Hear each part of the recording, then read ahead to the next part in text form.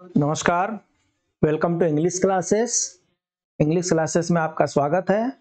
और एग्जाम के पेपर जो है, क्वेश्चन पेपर को जब हम एनालाइज करते हैं तो हमें ऐसा दिखता है कि कुछ ऐसे क्वेश्चन हैं जो रिपीटेटिव नेचर के होते हैं और वैसे ही क्वेश्चन बार बार पूछे जाते हैं। तो जब ऐसे ही क्वेश्चन बार बार पूछे जाते हैं तो हमारी ड्यूटी बढ़ जाती है कि उस क्वेश्चन का हम प्रैक्टिस कर ही लें। तो इसमें जो सबसे पहला चीज ये है कि एक होमोफोन करके वर्ड आता है। हिंदी में हम लोगों ने 9th-10th के ग्रामर में श्रुति सम भिन्नार्थक शब्द पढ़ा है। श्रुति सम भिन्नार्थक शब्द पढ़ा है। श्रुति मीन्स सुनना, सम मीन्स बराबर, भिन्न मतलब अलग अलग, अर्थ मतलब होता है, अर्थ होता है मतलब सुनने में एक जैसा, भिन्न भिन्न अर्थ।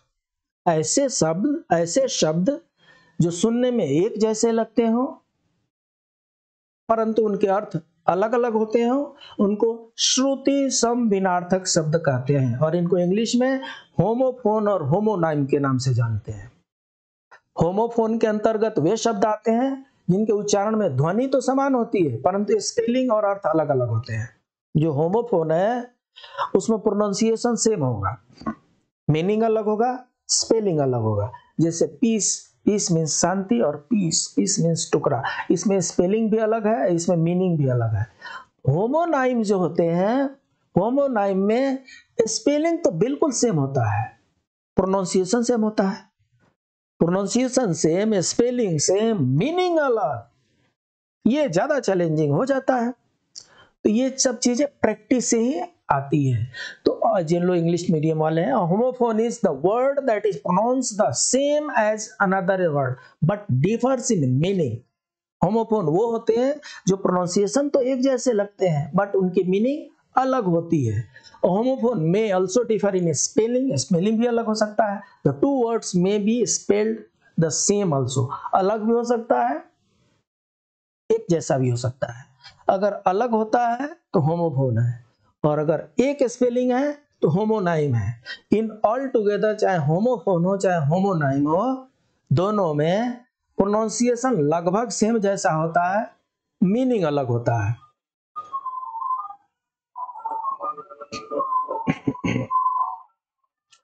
इसके बाद से इसमें देख लेते हैं। पहले सबसे पहले एसेंट है। एसेंट में क्या होता है? सहमति। प्रेसिडेंट का हम एसेंट लेते हैं, जब हम कुछ पार्लियामेंट पास कर लेती है तो प्रेसिडेंट के पास ले जाते हैं एसेंट के लिए। तो एसेंट मतलब सहमति लेना। और जब ASCENT एसेंट मतलब होता है तो चढ़ाई होता है, पहाड़ पे हम चढ़ते हैं, किसी भी ऊंचाई पे हम चढ़ते हैं। एक्सीडेंट, एक्सीडेंट मतलब दुर्घटना होता है, रोड एक्सीडेंट, फैक्ट्री एक्सीडेंट, ये दुर्घटनाएं होती हैं, इसमें कुछ ना कुछ खराब चीज घटता है। और इंसिडेंट मतलब एक घटना होता है, कोई कहीं से आया कोई कहीं से गया, ये एक इंसिडेंट हो गया।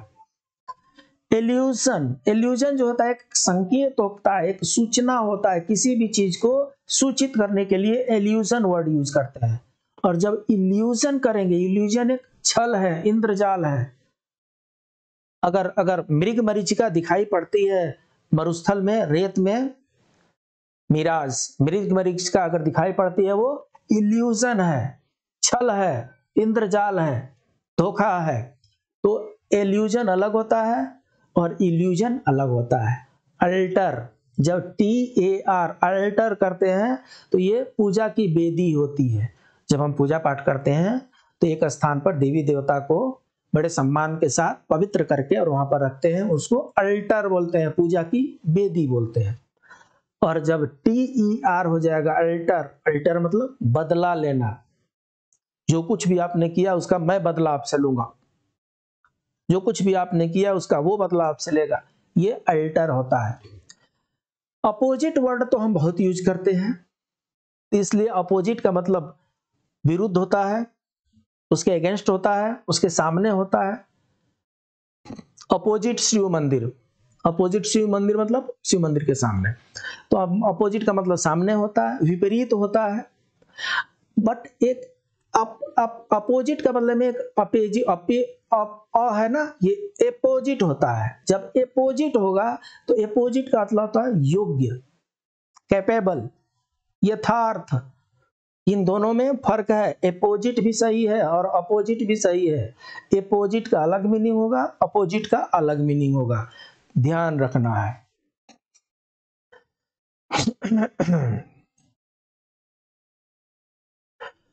इसके बाद से अफेक्ट। अफेक्ट में क्या होता है? प्रभाव डालना। अफेक्ट मतलब प्रभाव डालना। ये करीब करीब एक वर्ब है। अफेक्ट जो है एक वर्ब है और इफेक्ट जो है नाउन है। इफेक्ट जो है नाउन हो जाएगा, अफेक्ट जो है वर्ब होगा। तो अफेक्ट, अफेक्टेड, अफेक्टिंग, जब भी हम सेंटेंस में अफेक्ट यूज करेंगे एज ए वर्ब तो ए होगा, और जब भी सेंटेंस में हम यूज करेंगे एज ए नाउन तो ई होगा। तो इफेक्ट मतलब प्रभाव होता है, परिणाम होता है, और अफेक्ट मतलब प्रभाव डालना होता है। That is affecting you, effecting you नहीं होगा, अफेक्टिंग यू। और अफेक्ट जो हो रहा है उसका इफेक्ट क्या होता है वो देखना होता है। एवेंज और रिवेंज। अवेंज जो होता है किसी दूसरे की बदला लेने का अवेंज कहते हैं। किसी दूसरे की का आपने प्रतिशोध जब लेंगे तो अवेंज होगा। और रिवेंज मतलब अपना रिवेंज लेना है। The demonstrator revenges for attack on them. मेरे साथ अगर कुछ हुआ है तो उसका अगर मैं बदला लूंगा तो उसको रिवेंज कहा जाएगा। और मेरे परिवार के साथ, मेरे गांव के साथ, मेरे समाज के साथ जो कुछ भी हुआ है उसका अगर मैं प्रतिशोध लूंगा तो अवेंज होगा। तो जब अपने को छोड़ करके किसी का भी हम बदला लेंगे तो एवेंज होगा। और जब हम अपना स्वयं का प्रतिशोध लेंगे, अपना स्वयं का हम बदला लेंगे तो रिवेंज होगा। ठीक है। उसके बाद से एक्सीड होता है। एक्सीड मतलब सहमत होना। जब ए से आएगा एक्सीड, एक्सीड मतलब सहमत होना, एग्री होना। और जब ई से आएगा एक्सीड, एक्सीड मतलब अधिकता। एमिएबल, एमिएबल मतलब मित्रवत, फ्रेंड जैसा। और एमिकेबल मतलब प्रिय, विनम्र, सौहार्दपूर्ण वातावरण में। ऑलरेडी, ऑलरेडी जो होता है अलग अलग है। ऑलरेडी में क्या है? सभी पूर्ण तैयार, एवरीथिंग इज रेडी। तो अभी ऑलरेडी जब बोलेंगे तो मतलब सभी पूर्ण रूप से तैयार हैं। ऑलरेडी मतलब पहले से ही। I am already waiting for you मतलब मैं बहुत पहले से आपका इंतजार कर रहा हूं। And we all are ready मतलब हम सभी पूर्ण तैयार हैं। दोनों में थोड़ा सा फर्क है।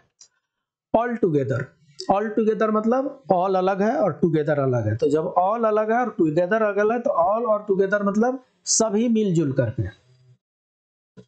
We all are coming together तो सभी मिलजुल करके हो जाएगा। ऑल टुगेदर, ऑल टुगेदर मतलब पूर्णतया, कंप्लीटली, इंटायरली, दोनों में थोड़ा सा फर्क है। ऑट, ऑट मतलब कोई वस्तु। जब ए से शुरू होगा तो ऑट मतलब कोई वस्तु, और जब ओ से शुरू होगा ऑट, ऑट मीन्स चाहिए, नैतिक रूप से। We ought to obey our parents, ये it's my moral duty to obey my parents, so we ought to obey our parents. Ritika ji ought to obey her parents, ये ऑट है, जबरदस्ती नहीं है। शी मस्ट ओबे पेरेंट्स ऐसा नहीं है, बट शी मस्ट ओबे सुपीरियर्स, वहां पे आ जाएगा। नहीं ओबे करेंगी मेमो इशू हो जाएगा, वार्निंग लेटर इशू हो जाएगा, समस्याएं बढ़ जाएंगी। तो जहां पे मस्ट है वो अलग है। ऑट मतलब नैतिक रूप से जो जिम्मेदारी होती है उसको वहां पर वो ऑट लिखते हैं। तो इस तरीके से हमने होमोफोन्स देखा, और होमोफोन से रिलेटेड हमने स्पेलिंग एरर को भी देखा। यहां भी हम स्पेलिंग एरर को देख रहे हैं, कौन कौन सा स्पेलिंग कहां पे आ रहा है। इसलिए हम एक चीज पढ़ जरूर रहे हैं लेकिन सीख उसके साथ कई चीजें रहे हैं। दिमाग खुला रखिए और खुले मन से इसको पढ़िए, खुले मन से समझिए, खुले मन से सीखिए। एक के साथ आप 11 सीख रहे हैं। और कल आपको हमने बताया था ना कि to kill 2 birds with 1 stone, वही काम हम कर रहे हैं। एक पंथ अनेक कार्य हम कर रहे हैं। ठीक है जी, कीप ऑन प्रैक्टिसिंग। मिलते हैं, नमस्कार।